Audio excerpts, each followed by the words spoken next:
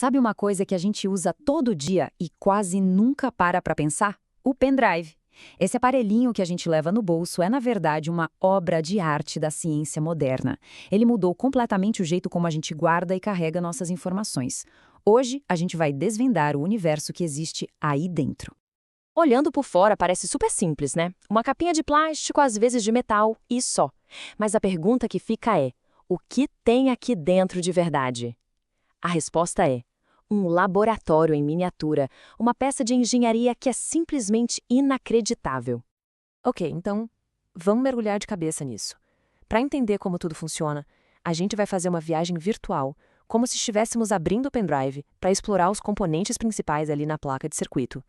Assim que a gente abre, damos de cara com 4 peças-chave. Primeiro, a interface USB, que é a ponte que liga o pendrive ao computador.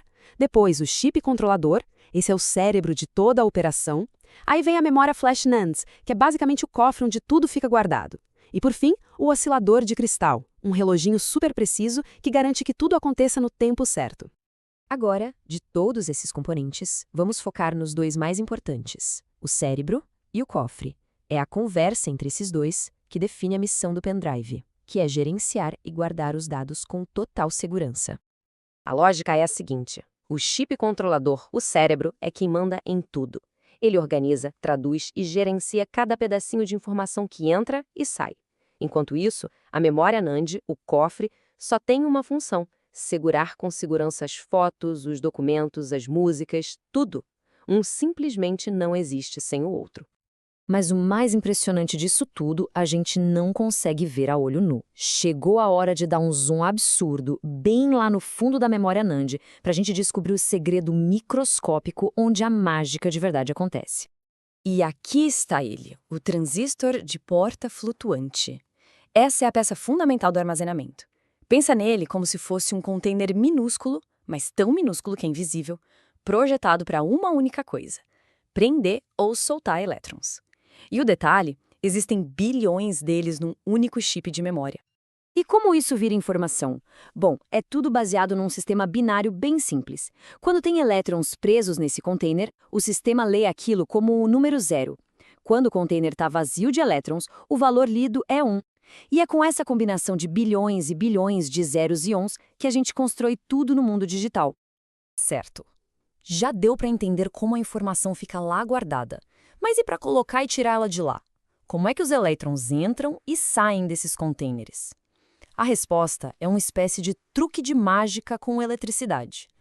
O processo de escrever e apagar é basicamente um empurra-empurra elétrico. O cérebro, que é o chip controlador, aplica diferentes voltagens. Uma voltagem específica empurra os elétrons para dentro dos containers para escrever um 0, outra voltagem puxa eles para fora para apagar, transformando de volta num 1. É um balé elétrico constante. Só que tem um detalhe importante aqui. Esse processo físico de empurrar e puxar elétrons não é perfeito. Cada vez que isso acontece, as células de memória se desgastam um pouquinho. É por isso que a memória flash e os pendrives têm um número limitado de vezes que a gente pode escrever neles. É o preço que se paga por essa tecnologia incrível. Ufa, fomos bem fundo, hein? Agora vamos voltar para a superfície e dar uma olhada no cenário completo, só para a gente ter uma noção da escala gigantesca dessa tecnologia. E é aqui que a coisa fica maluca. Estamos falando de bilhões. Bilhões de transistores, todos organizadinhos numa arquitetura gigante de páginas e blocos, trabalhando em perfeita harmonia dentro de um único e pequeno pendrive. É essa estrutura colossal que permite guardar nossas memórias e arquivos por anos.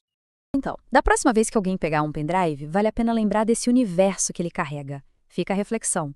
Quem diria que tanta tecnologia, tantos bilhões de componentes poderiam caber num objeto tão pequeno e tão comum? É, sem dúvida, algo extraordinário.